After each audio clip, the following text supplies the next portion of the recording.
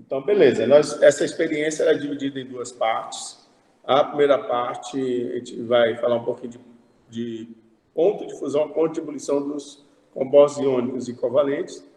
E a segunda parte é a condutividade elétrica desses compostos, interrelacionando com a tabela periódica e modelos atômicos. Então, vamos lá para a primeira.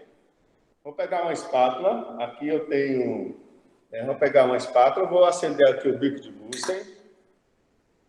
Okay? Vou acender o bico de Bunsen. E se as cores não estiverem nítidas aí na hora da experiência, eu vou falando a cor, tá ok? Vamos lá, ligar o bico de Bunsen.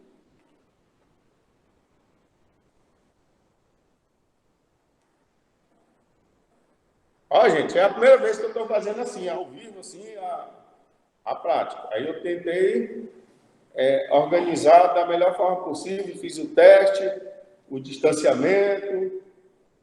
Tá dando para ver o fogo aí legal? Fogo azul? Fogo azul, tá dando para ver? Deixa eu pegar um binóculo aqui para ver se eu consigo ler. Sim. Sim. Isso.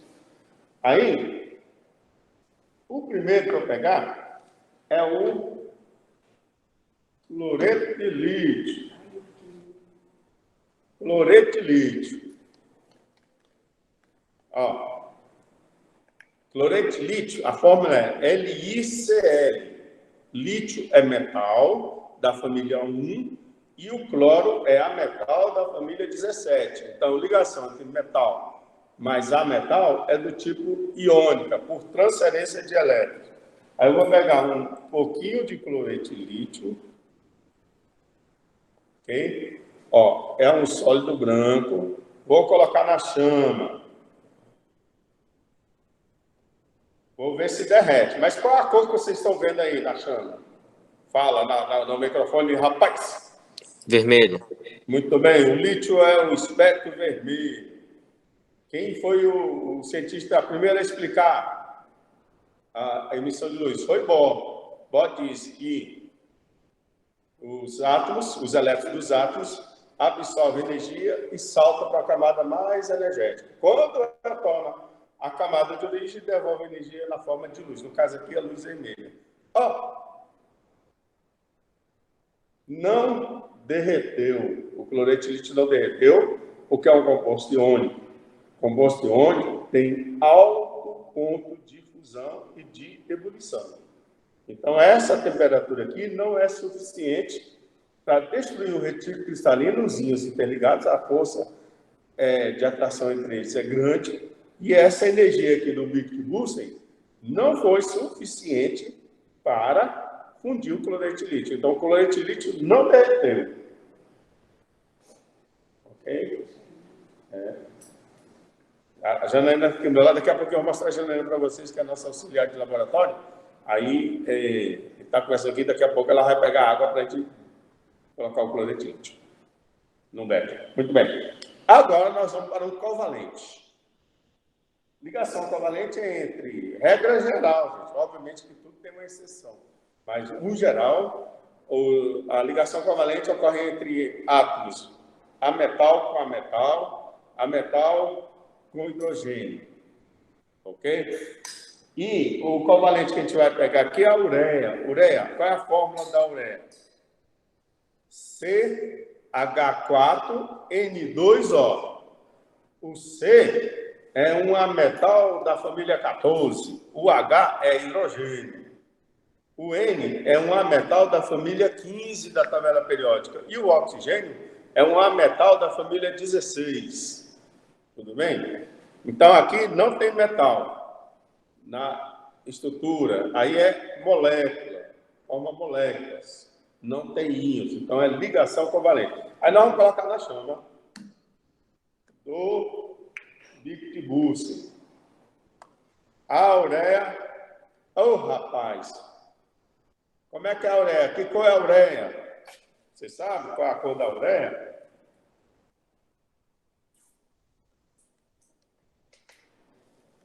A ureia é um sólido branco, ok? Aí, Só um minutinho, pessoal. Eu vou precisar de um becker para colocar aqui e levar para lá. Ok? Ó, a ureia é um sólido branco. Eu não vou colocar o fogo diretamente na ureia, porque ele é um composto orgânico. Ó, um composto orgânico. E aí carboniza, ele queima. E se queimar, vai formar fuligem aqui. Então, ó, vamos colocar a chama só à distância aqui, ó.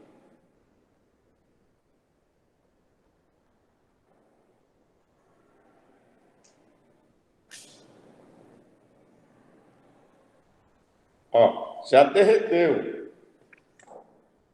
A ureia derreteu. Não vou mais porque o vaporzinho é meio enjoado.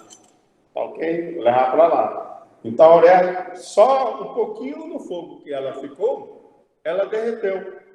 Por quê? Os compostos covalentes e substâncias covalentes na forma geral apresentam baixos pontos de fusão e de ebulição no geral. Por quê? Eu falo, a gente pode falar o termo geral de substâncias orgânicas, covalentes. Porque tem substâncias covalentes que não são compostos. São substâncias simples. Por exemplo, O2 é uma substância simples covalente. E o ponto de fusão do O2 é menos 218 graus Celsius. E o ponto de ebulição é menos 183, é baixíssimo. Então, acima de menos 183, o oxigênio é gás. Ok? Por outro lado, a água é covalente e é molécula. Aí a fórmula H2O. Então, quando eu falo as substâncias covalentes têm baixos pontos de fusão e de ebulição no geral. Quando eu falo substância, envolvo as covalentes que são compostos e as covalentes que são substâncias simples. Por exemplo, N2, O2, Cl2, F2. Aí na tabela periódica, por exemplo, O2, N2, Cl2, F2 são gases nas condições ambientes. O Br2 é um líquido e o I2 é sólido. O I2 ele sublima com facilidade, tá? O S, enxofre, é sólido. O fósforo, nas condições ambientes, é sólido. E todos eles têm baixos pontos de fusão e de ebulição. Agora tem uma exceção: carbono, diamante e carbono, grafite, é covalente não molecular, mas é uma exceção. São exceções, tem altos pontos de fusão e de ebulição. O diamante, por exemplo, o carbono, o grafite, ele vai derreter acima de 3.000 graus Celsius. E o carbono diamante acima de 4.000 graus Celsius. Tudo bem? Então, na parte A, o cloreto de lítio não derreteu e a ureia derreteu, que vocês vão ter que anotar nas observações. Então, o cloreto de lítio não derreteu e a ureia derreteu, beleza? Vamos para a parte B. Alguma dúvida? Pergunta aí, rapaz. Enquanto você está vendo se tem alguma dúvida, eu vou aqui já preparando a parte B, tá? Qualquer coisa, chama aí. Bom, aqui é o Becker. Parte B, condutividade elétrica dos compostos iônicos e covalentes. Bom, eu vou...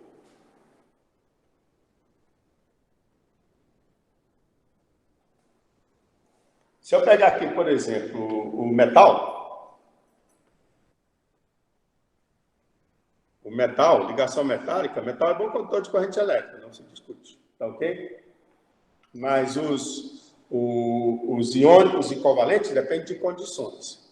Por exemplo, corrente elétrica envolve movimento de cargas, certo? Corrente elétrica envolve movimento de cargas.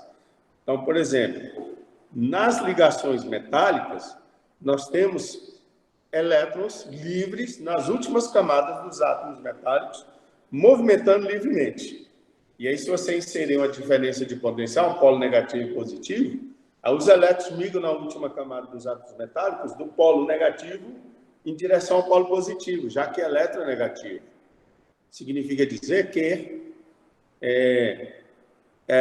Isso aí a gente diz que é o sentido real da corrente elétrica, que é do polo positivo em direção ao polo negativo. Mas, porém, e os iônicos? Os iônicos têm cargas. Quando o iônico é sólido, como aqui no cloreto de lítio, tem Li+, e Cl-, tem cargas, mas estão presas. Então, o composto iônico sólido é mau condutor, mau condutor de corrente elétrica no estado sólido, porque os íons existem, mas estão presos, não têm mobilidade. Ok? Se eu fornecer uma temperatura altíssima aqui, que não foi o caso aqui, a temperatura do Big Boost não chega a esses valores altos para derreter o cloreto de lítio. Se eu derreter o cloreto de lítio em outra fonte de energia, aí inserir uns eletrodos com lâmpada e vai acender a lâmpada. Aqui que a gente diz que composto iônico líquido, ou seja, fundido, ele é bom condutor de corrente elétrica, porque tem íons livres. E outra, se eu pegar o composto iônico solúvel na água, joguei na água, dissolveu, aí eu vou ter íons livres, aí eu vou ter uma solução de íons livres. Aí é solução iônica. Então, o composto iônico, quando dissolvido na água, também é bom condutor de corrente elétrica. Então, por exemplo, revisando, composto iônico sólido é mau condutor de corrente elétrica porque os íons estão presos, não desloca para o polo da fonte. Composto iônico líquido é bom condutor de corrente elétrica porque tem liberdade de íons, a mobilidade. Composto iônico aquoso é mau condutor de corrente elétrica, é bom condutor de corrente elétrica porque tem íons livres. Então, em qual condição o composto iônico é mau condutor? Sólido. Em qual condição o composto iônico é bom? Em quais condições o composto iônico é bom condutor de corrente elétrica, rapaz? Líquido ou em solução aquosa, dissolvido em água. Beleza? E o covalente? Professor, uma pergunta. Ocorre a liberação de gás? Não, vamos fazer, moço. Calma aí, rapaz. Ah, tá. Foi mal. Iônico, eu posso falar composto iônico, porque não existe substância simples iônica. Tem um cátion e tem um ânion ligado. E são átomos diferentes, ou conjunto de átomos, tá bom? Agora vamos para a parte B. Vou colocar água no becker. Água.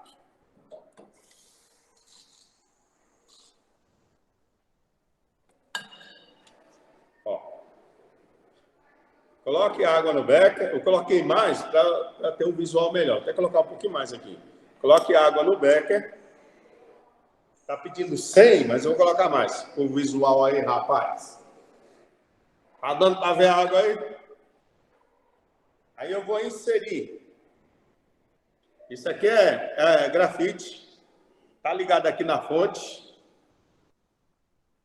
O fio preto é negativo. Está ligado aqui na fonte. Professor, não dá para ver o grafite. Não dá para ver o grafite. Aí, ó. Agora dá. Isso aqui eu tirei daquelas pilhas grandes, moço. Sabe aquelas pilhas grandes? Da Rayovac. Aí eu tirei lá dentro, lá. Beleza? Aí eu vou colocar o grafite aqui, moço. Aí, grafite. Esse é o polo negativo. É padrão. O fio preto indica o polo negativo. E aqui o fio vermelho. O fio vermelho é o polo positivo.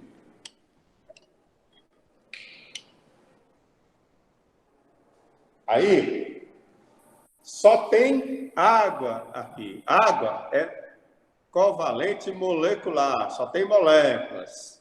H2O. Água covalente molecular, H2O. Molécula tem carga? Fala, não.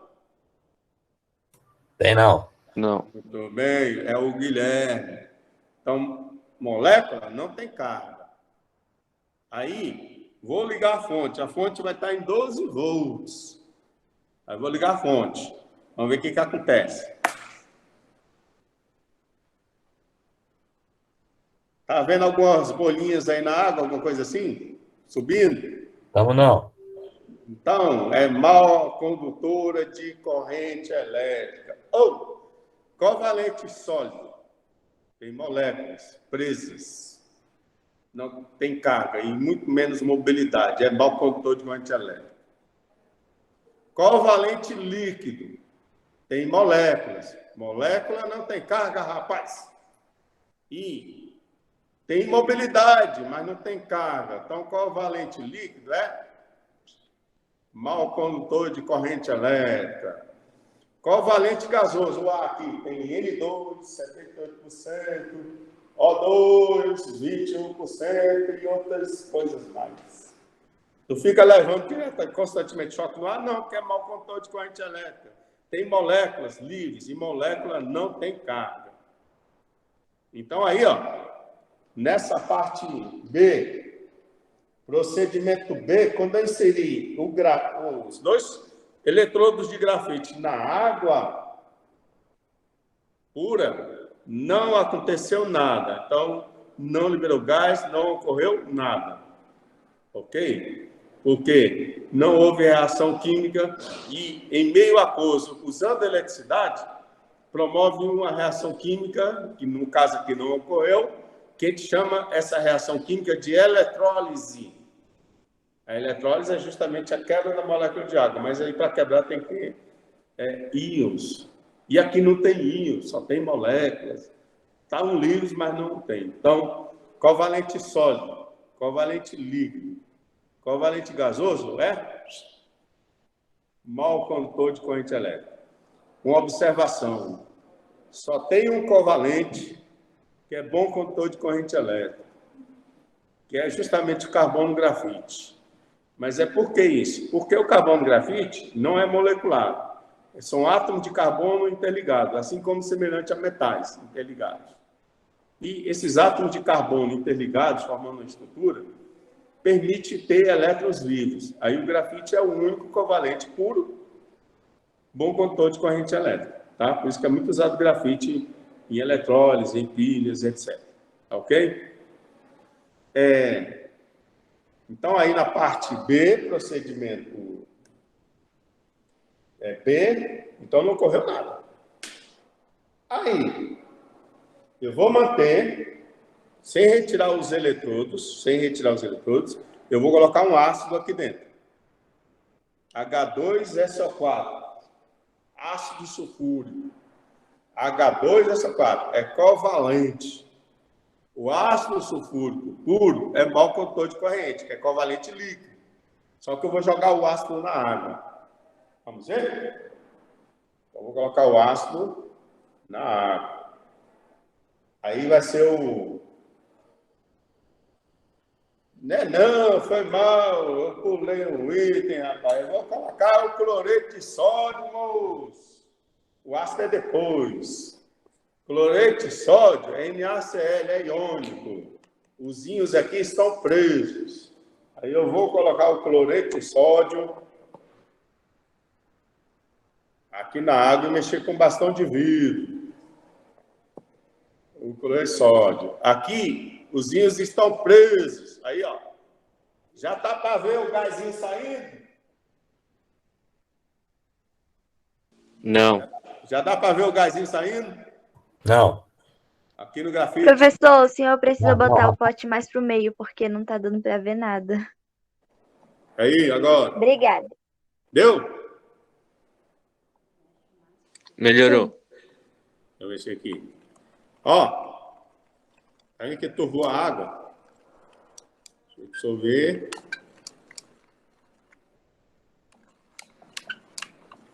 Quando eu joguei o cloreto de sódio aqui na água, aí, ó, dá para ver gases saindo dos eletrodos? Dá. Tá. Ó, aqui no polo negativo, esse, ok? Sai gás oxigênio, ou gás hidrogênio, foi mal. Sai gás hidrogênio. E aqui no polo positivo, gás oxigênio. Então, liberação de gases ocorre nesse processo. Ok? Então, a gente tem aqui gás nos dois polos. Por que isso acontece? Porque forma íons livres na água, devido ao sal, e esses íons livres na água, eles permitem a condutividade elétrica. Ok? Então, o composto iônico dissolvido em água é bom condutor de corrente elétrica. Produz íons livres e libera gás, aí no caso dessa eletrólise. Ok? Então, olha só. No final, a solução vai ficar hidróxido de sódio, no final. Tá bom? Então, aí, ó, no procedimento C, então, ocorre a liberação de gases nos dois polos. Então, já ocorre uma reação química de eletrólise. Aí a gente vai para o outro. Agora a gente vai colocar o ácido. Eu vou tirar esse becker. Vou tirar. E vamos colocar água novamente.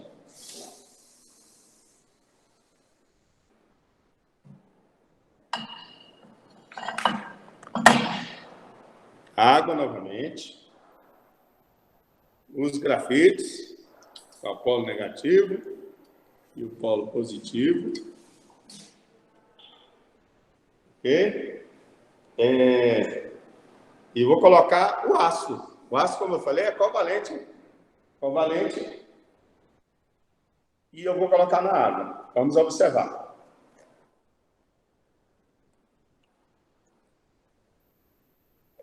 Já dá para ver a liberação do gás? Já.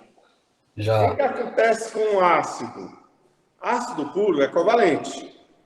Covalente líquido é mau condutor de corrente elétrica.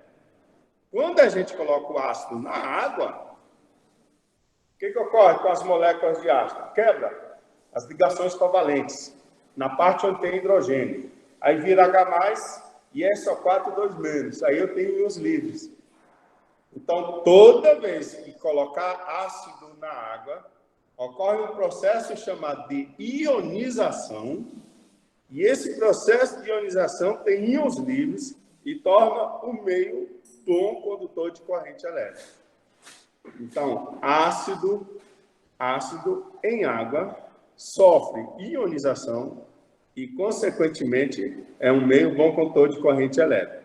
No polo negativo, produz gás, e no polo positivo, produz gás.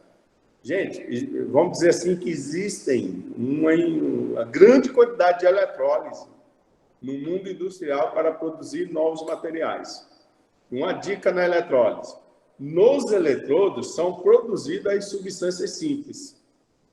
E na água, no meio aquoso, fica a substância composta dissolvida. Pode ser um ácido, pode ser um composto iônico. No caso daquela eletrólise anterior, na solução ficou hidróxido de sódio. Ok? Então, a eletrólise é um processo que envolve corrente elétrica que produz uma grande quantidade de substâncias usadas na indústria. Por exemplo, o gás hidrogênio pode ser drenado, o gás cloro pode ser drenado e comercializado dentro de botijões e etc. Tá ok? Então, aí no procedimento F, também ocorre liberação nos dois polos, de gases nos dois polos. E o que acontece com o ácido? O ácido sofreu ionização, ok? Sofreu ionização e, consequentemente, tem íons livres.